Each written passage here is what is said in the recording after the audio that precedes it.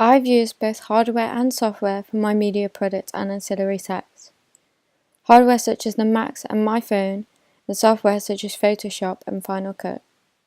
For the planning and research for my products, I have used the WordPress blog in order to upload each part of my planning I made and each part of research I analysed. I used the WordPress blog as a diary in order to help me go along my project in a direct and organised manner. This allowed me to see what I had done and what needed to be done in order to complete my products to the best of my possibility. Within my WordPress blog, I posted such things as research of real media texts, in which I also analysed, videos in which helped me understand how to do makeup, film scripts, treatments, and synopsis. As well as this, I used websites to help me select a font, and websites to help me make questionnaires and polls. I used Google in order to analyse and research the media text I wanted to. I used such sites as Fangoria and Scream, as well as Google Images to research real film posters. I also very much used YouTube in order to help me understand how to make fake bruises within my own trailer. As well as this, I researched other films that I wanted to be the same as mine, such as Friday the 13th and The Town That Dreaded Sundown. I analysed certain shots within the trailers in order to learn more of how shots should be presented and placed within the trailer. I also used IMDb, a very popular site in which allows people to search up a film, rate it, and also read its treatment. I used the site to search up how to write my own treatment and my own synopsis, as well as to plan my storyboard. I further used Dafont, in which is also a very popular site, to research on what fonts I may have wanted to use for my project. At the time, I wanted an Erodius/Distorted font for my product. However, I then went on to decide that I wanted to use a more modern take, sans serif font, and create my own clipping mask to make it look more original. I also used a site called PollDaddy in order to create my questionnaire/poll for my target audience. Therefore, I found out what I needed to include on my magazine poster and within my trailer. In order to search up real media products and texts, I used the MacBooks at school, my MacBook, in which is on the software Mac OS Sierra, and my iPhone 6s. Having my own hardware technologies has helped me along the way, as I have been able to work on my trailer whilst at home. As well as this, I've used cloud in order to help me transfer certain documents from college to my house. In order to create my main media product and ancillary text, I use such software as Final Cut Pro as well as Photoshop. For my trailer, the main software in which I used was Final Cut Pro. This is a software in which allows me to insert in the shots/clips I've taken from my trailer and edit them in the way I wish. The software allows me to cut shots to particular scenes from my trailer, as well as edit them to make effects. The main use I had with the Final Cut Pro effects is the nighttime filter. I've used this in certain shots that I have taken during the day. I've used this as I wanted to make the scenes continuous and to go in order, therefore I couldn't have one very high key lighted daytime shot. However, many of my shots were shot during the nighttime, and in some of them I have had to edit the lighting/coloration. I've also used certain cuts and tools within the software to enable me to transition from each shot smoother. I've used the zoom tool in order to create an axial cut within the start of my trailer, which made it easier for me to take the shot only a few times to get it right. I also used a tool in which sped up a shot, as I didn't want to film someone running too quickly, as I didn't want my handheld shot to shake too much. Therefore, I shot it slower and decided to speed it up within Final Cut Pro. I wanted to have it sped up to create more tension within the trailer. For the music/sound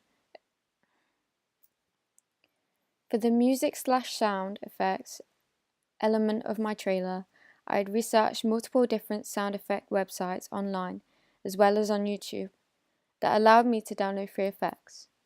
By having copyright-free effects, it gave me the right to use the source and legally free for me to use.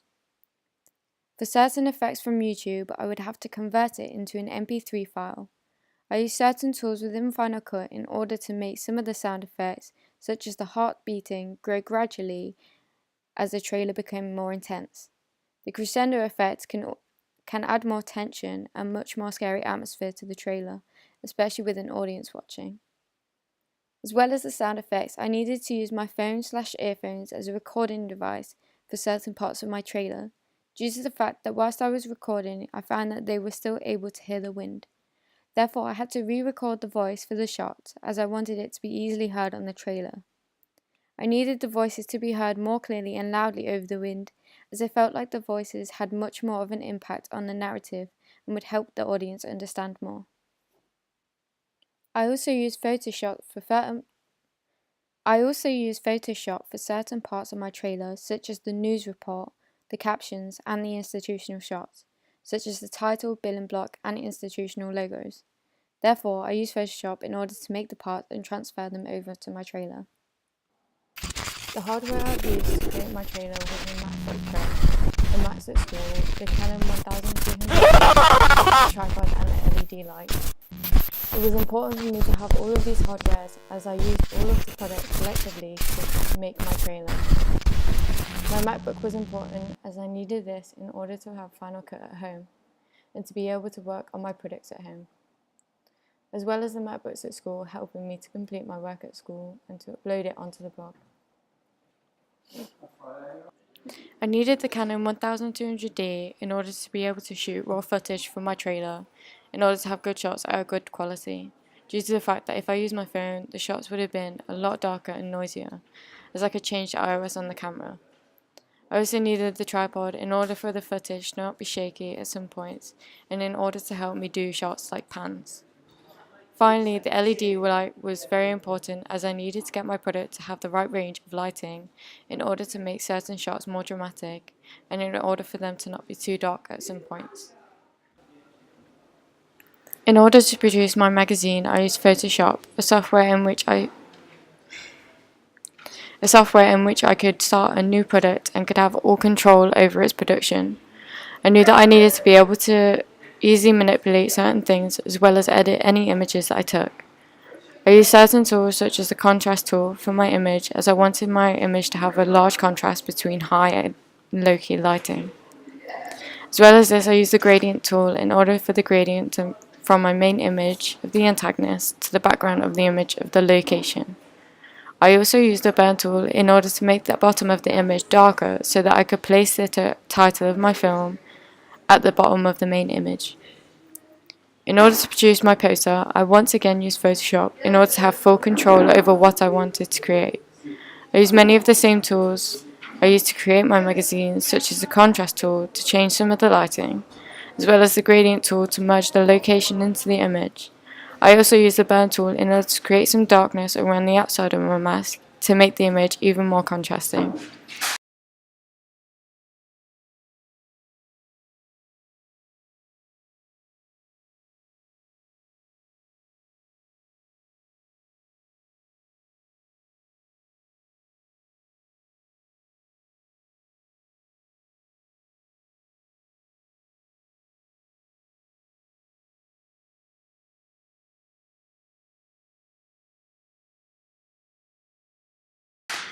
As well as this, I used the clipping mask tool in order to create my typography/title. I took an image of blood and clipped it onto the word darkness in order for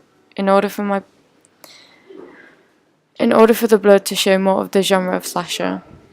For both my magazine and poster, I used hardware such as MacBook Pro, the MacBooks at school, the Canon 1200G, and the LED light. I needed all of these products in order to take my photos the way I wanted and in order to produce the products as a whole. Finally, for my evaluation, I used such softwares as Final Cut, Prezi, Wix, and QuickTime Player. All of these products were used so that I could have a range of different presentation tools for my answers. I used Final Cut in order to create video answers for both my question 1 and question 4. This is also where I used QuickTime Player in order for my audio voiceovers for the answers, as well as YouTube to upload them. As well as this, I used YouTube within question 3 for my final focus groups, in which I presented in Prezi.